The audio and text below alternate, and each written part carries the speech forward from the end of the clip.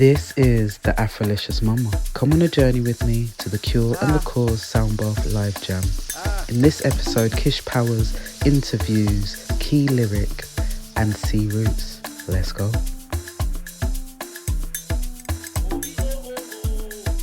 Yes, people, it's myself, Kish Powers from Powers Network. We are live at the Cure, Cause SoundBath Jam, and I am here with C.Roots KeyLyric. Pick up. How you been doing? You alright? Blessed and favoured, man. Blessed up. My Can't complain. Guys, how did this musical journey begin for you guys? Are you not a group? Not single individuals, but we collaborate a lot with ourselves. Got a We lot come of together. collaboration. Yeah. So when we like, how do you not meet? We met at uni. Really, uni, yeah. Study music together. It's just And just vibing. And we just connected, and then there's this roller coaster from there. You know what I mean? What uni did you go?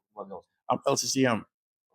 Yeah. So talk to me. So from when you not met each other, what was the click that made you not think, you know what, I can do with you for a while? What's that? I think it was the common ideology of the kind of content we make. You know what I mean? Like the lyrical styles, and maybe just the broad range of genres we do. We all do similar genres, but more importantly, it's just having that like-mindedness as an energy altogether. Because some people, and not every artist is on the same energy as we are, basically. You know what I mean? So our energies are aligned, and I feel like that was kind of the point to say, hey, we got similar interests, similar kind of ways of thinking about things, and it could make run sense. a collab.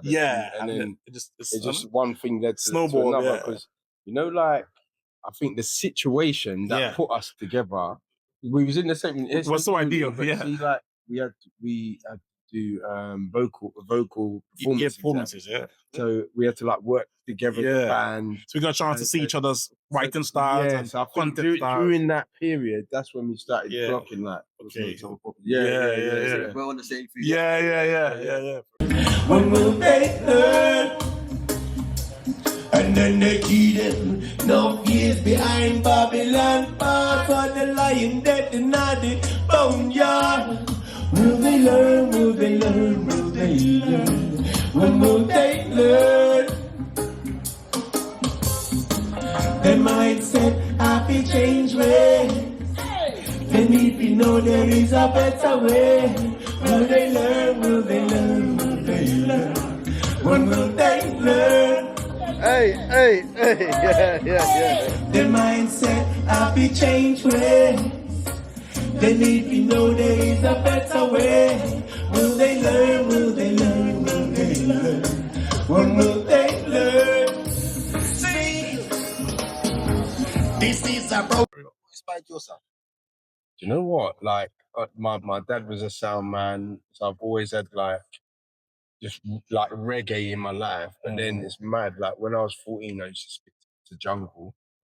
Then I kind of come off of music for a bit, and then I literally got put in a trench, and just music just come alive. That was my sanctuary. Yeah.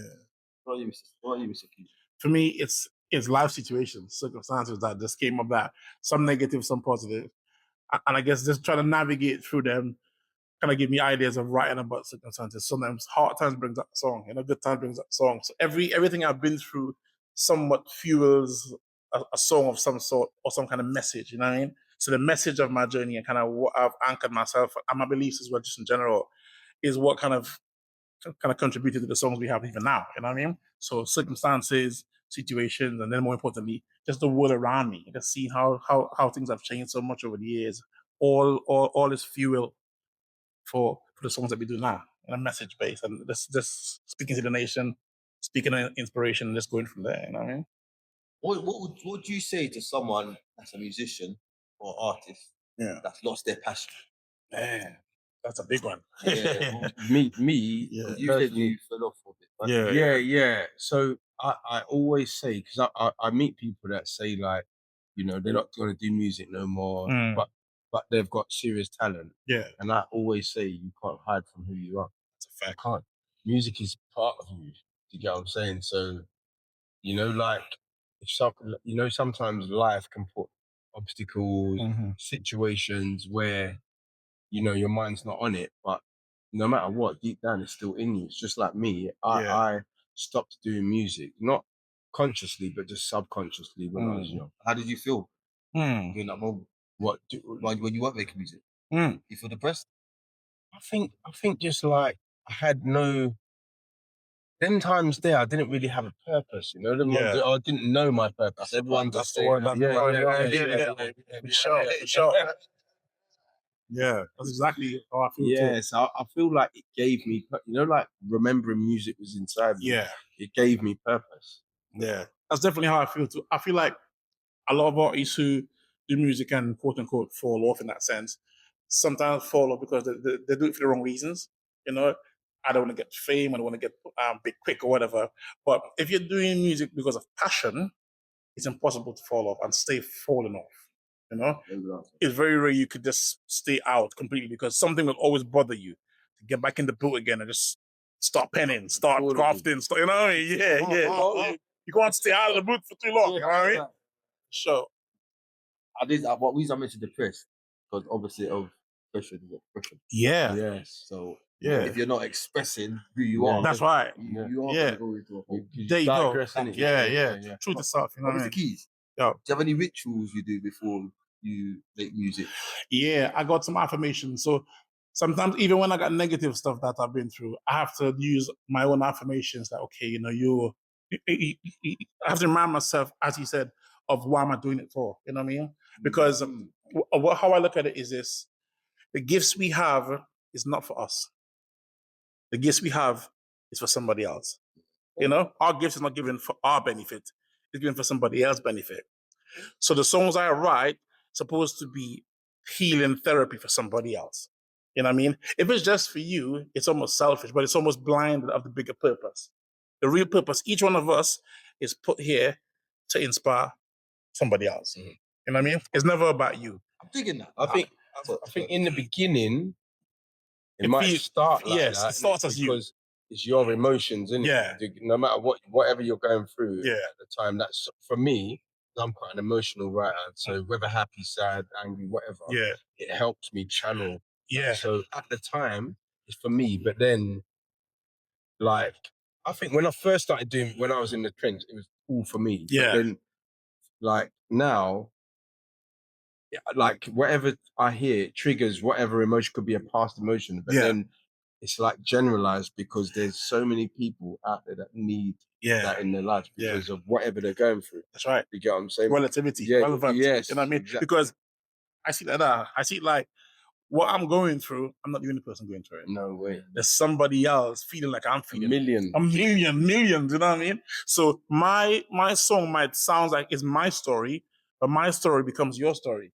And your story becomes his story and her story and everybody else's story. You know what I'm saying? So even though it's initially for me, because it's my story, my expression, the real intent and the real impact of that story becomes is where it stops being your story alone and it starts being everybody else's story.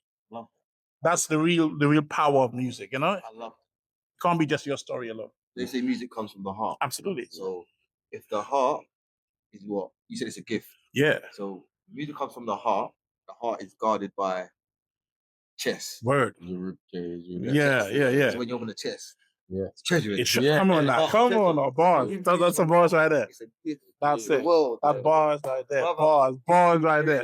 That's a bar. He's born already. He's born this thing on that. What you said. Yeah. You know what I'm saying? That's a bar. Music itself. Yeah. Flow. And to kind of piggyback off of that, if it's treasure, as you said, you got to value it. You got to value it, you know? You can't just throw your gift out there and just, because it's treasure, it's value. So when you recognize the value of that treasure, you handle it differently. How you deal with it has to have certain structures and certain systems that now, you must value it first before they value it. Yeah. You know what I mean? So if you value it, people see your value in the fact that you're valuing your gift. And then that value then translates into a much more rewarding value. It doesn't matter what everyone says about you. If you don't see the value, that's it. You got to value it. Yeah, you got to value. You know what I mean? For sure. Mr. Roots, what's your proudest moment in the studio on stage so far? So far, I think on stage, I think the realization is that, like, because I never used to look at no one, innit? I swear down. You look down. You don't hear to see their emotions. No, it was a nerve thing. was a nerve thing. Big Like, shout. and then I don't know. Just one day, I think it's mad. Like I used to not look at no one, but then one day I done an actual public speaking. I was telling my story for work. Yeah. And then I just said to myself, why am I shook of these people? And then once I'd done that, I thought, breakthrough if I can do that, the music, I love the music thing. Yeah. This is minor, like Breakthrough type literally thing. minor. And then I think I started like being more confident with rapping because I knew I was good at rapping. Yeah. But then, see, on the singing thing, then it was like that was a little. I was still a bit shy to come out with a little singing thing because I didn't. You know, like I don't look for like, you know, a pat on the back, but you know, like when you're trying something new. I'll not just like, hey, you're good at that, just keep going. Yeah. So I think once I realised, like, right, I was getting, then I thought, like, probably got this, man. Stop this.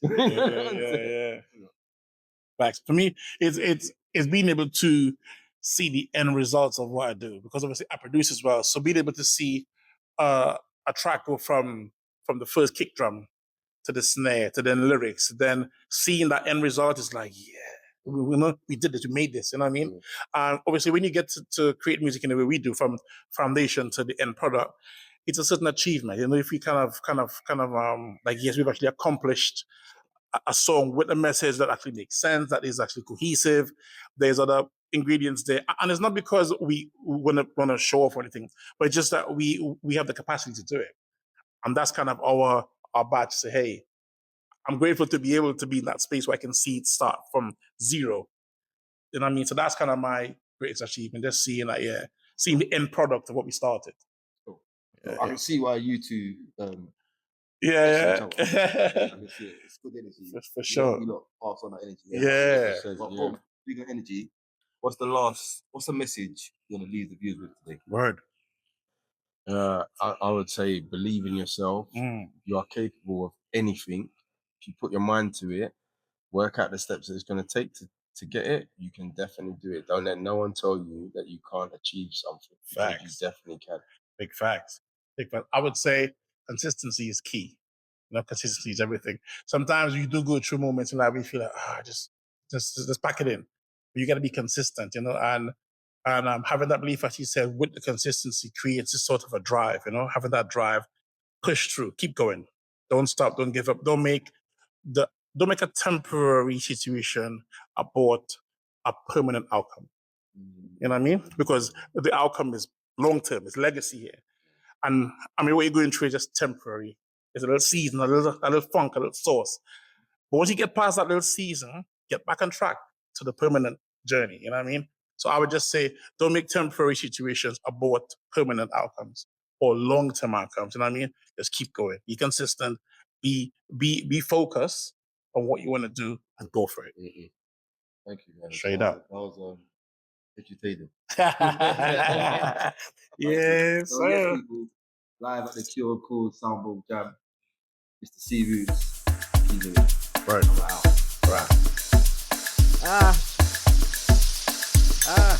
For wellness, events, radio shows and well-being, check out AfroLicious Mumma online.